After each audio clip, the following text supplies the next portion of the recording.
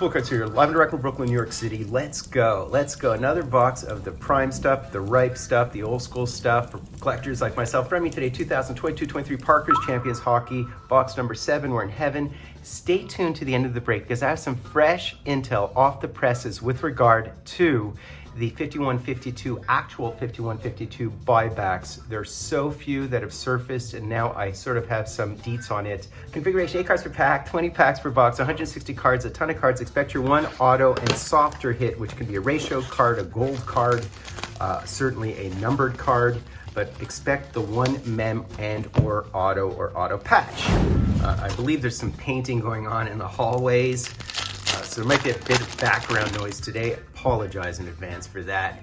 But let's have at it, guys. Let's have at it. We have our first mini off the skip here. So we have the Bureau, Seth Jarvis. Our first silver is Matt Duchesne, as well as a Cale Makar mini. Is it a blank back? It is just a regular blank back. Ehlers, Batherson, Mika, and Kubelik.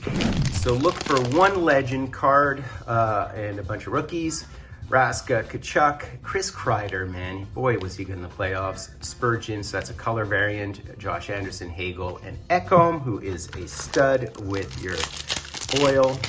Jordan Harris, we have a Batherson silver here. Jack Quinn rookie card, so that's nice. Jack Campbell, Seth Jones, and John Carlson. Our first rainbow, expect 4 rainbows, and we have a Chandler Stevenson silver, and there is the Quinn Hughes. I just hit his auto in a lure in a group break. Really interesting. I entered 2 group breaks for the first time in a long time, and in those 2 breaks I hit a total of 6 autos, so I guess my math is helpful, right? Quinn Byfield, I'm all about being methodological and systematic. So there is the OV. So in terms of wire photos, is this the one you want? I wouldn't mind an auto version. I don't know if he's in the auto versions of those, but wowzer.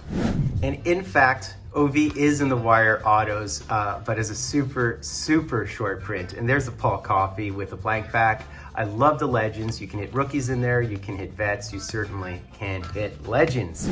I can show you the checklist of those wire photos right there in terms of the auto versions. You can see the Marc-Andre Fleury and the Cale Makar are short prints, as well as the Connor McDavid and the Matthews would be super short prints, right? Super short prints. All right, speaking of which, there's Marc-Andre Fleury. So this is one of the color variations. Very nice to hit him. Obviously one of my faves all time, named my cat after him. And you guys will notice that I do have Brad Marchand in the background. I really respect him at this point. He's developed his game. He's HOF. As a Habs fan, it's really hard to say that, but props where props are due. Stanley Cup winner, Buyback finals a few times. I know people like making fun of him. It's very easy to do. But boy, does that guy play hard. He's like the Pete Rose of, it's funny to say Pete Rose. Actually, defend Pete Rose. I love Pete Rose. So there is the Tyler Seguin Rainbow, Shifley, Brady Kachuk, Hartman, and Evan Bouchard. When I play softball, people call me the Canadian Hustle because I still dive at first at my age. I loved Pete Rose when he played. No one played harder. And look at this, the 50s flashback of the dial phone. Wow, wowzer. But, it's just ridiculous that Pete Rose would be banned. I mean, I get it to a certain extent, but the networks, Major League Sports, card companies, they all monetize addiction to gambling. And they don't even bat an eyelash about it. I mean, come on. So I don't know, man. The hypocrisy kind of kills me. So there's the Connor Brown. What a playoffs he had. So this is the gold. Obviously not a short print, but a very nice one to hit. There's the Pool Party, Eck, and Trocheck. So I just wish they would be consistent. Rose never drank, he never cheated, he never did drugs, and a bunch of other players did, but he's the guy who's being banned. I don't know, I think at some point you have to reinstate him given what he's accomplished and given what the league does. I mean, they are targeting children early with regard to gambling, and they put disclaimers. And Rose had an addictive personality, and that's sort of the way it was for him. That's why he was so competitive. But anyways, enough about that. I know guys feel very strongly about it. I feel very strongly about how good Pete Rose was as a player. So our legend here is Bobby Clarke. I haven't hit this one. It's very cool looking. He looks almost red here. Wow, and you cannot see his non-teeth. So there's Suzuki, Granlund, and Noah Dobson. Noah Dobson's been such a revelation. He's definitely developed the way he should. So there's Matt Sogard, rookie. We have a vet of Josh Anderson. We have a Kirby Doc of my Habs. Very nice rainbow. Lindholm, I mean, so many players have changed teams at this point. I think Subban's still in the product. I said my piece on that. So let's go with the rest of this. Kemper, Riley, there's Jake DeBrusk. So that's the silver, and a very, very nice Kucherov here. Jukebox Heroes. These are very funny. They're wonky, they're cool, they're very playful. So I have noticed that people of my generation love this product, even though it's sort of a very base forward product. And here's a red. So this is our secondary hit. It's a numbered card. I believe it's to 51. So this is certainly a good hit. We'll see who it is. We'll see who it is. Numbered cards are definitely better than the gold ratio cards to my mind. I much prefer a numbered card in these. There's Ryan Strome, there is the Geno Malkin. So who would our red be? Is it a rookie? Is it a vet? Is it a legend? So it's a rookie. Okay, we'll take a rookie. And it would happen to be Zach Hayes, numbered 50 of 51. All right, we'll take a Zach Hayes. Last seen in the Liga, 50. All right, and we're still looking for auto. Oh, this is something. Oh, is this a redemption? If it's a can you imagine if I actually hit, it's crazy if this is a redemption. Wouldn't it be amazing if I hit one of the 51 52s? But there could be 5 or 10 in the entire product. You know what? I'm going to save it to the end. Do you guys mind? Hostile as it is. I mean, I have Red Marsh on there. So, you know, welcome to the hostility, right? So let me just be clear. I have respect for HOF of our game. I'm at that age where I'm going to pass. And anybody who's contributed to our game in some form or fashion, I have respect for, particularly if they put up big points as a hard-nosed player. He's meant so much to that franchise. So dare I defend him? Dare I defend him? All right, a couple more packs here. Oh, nothing too special in the last 2 packs, I assume. There's McLaughlin, Timu, so that's very nice. So that's actually very good. That's our second legend, right? Because we hit a silver legend. That's great. Killorn, Jane Schwartz, Roenick. I can't believe I hit a redemption. I believe it's a redemption. So there's Matt Sogard and a Tomorrow's Riches of Cole Perfetti. Perfecto, PK Subban, I mean, still in uni. So let's see what we have here. This is going to be interesting. I would love one of those memorable ones. I would love that, or an auto patch, but it could just be some base thing. I'm not really privy to who all the, so let's see here. Let's see. I have to be careful. You know that the code in one of the products the other day, I think in Allure, they didn't even have the sticker on the code hiding it.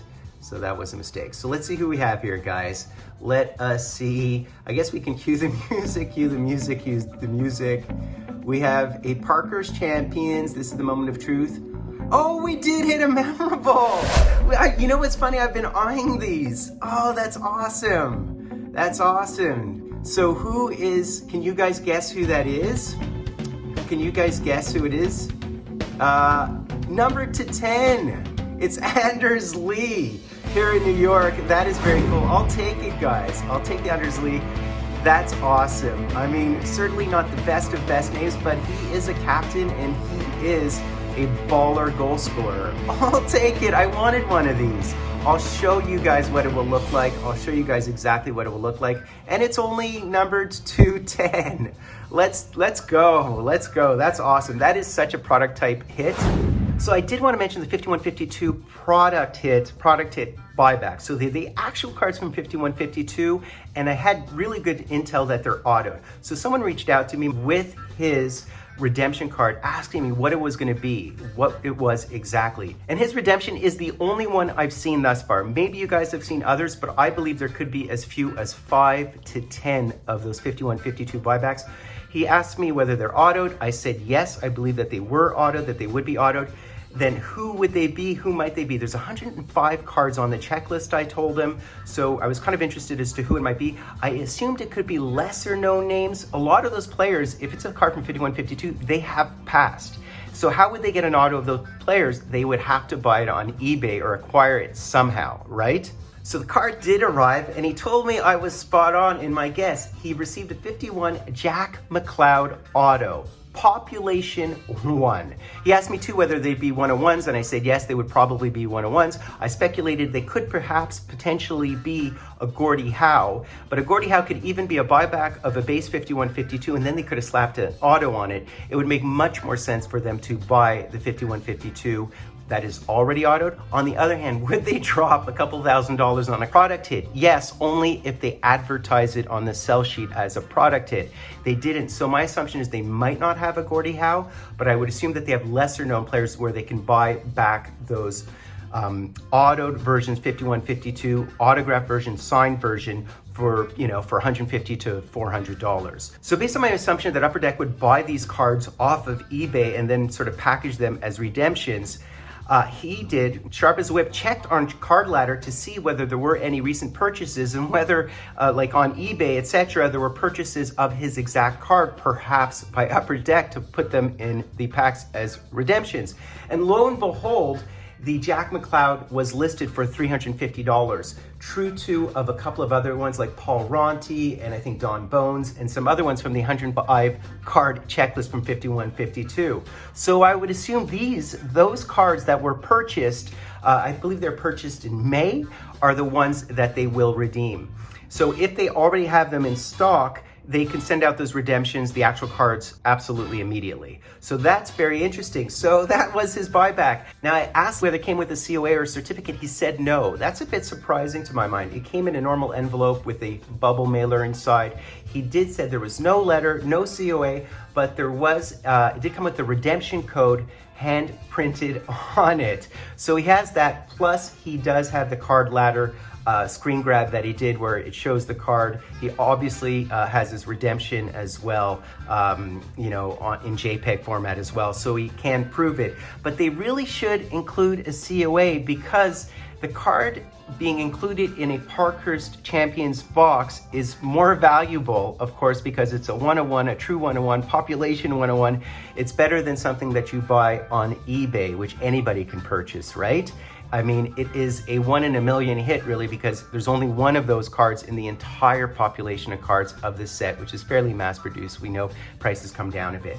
So I thought you guys would find that interesting. I thought it was beautiful, and lo and behold, I hit my own redemption. I hit one of the memorables. That is very cool, particularly living here in New York. I have a bunch of Islanders friends all over the place. So I hope you guys enjoyed that. Happy Fultoncards.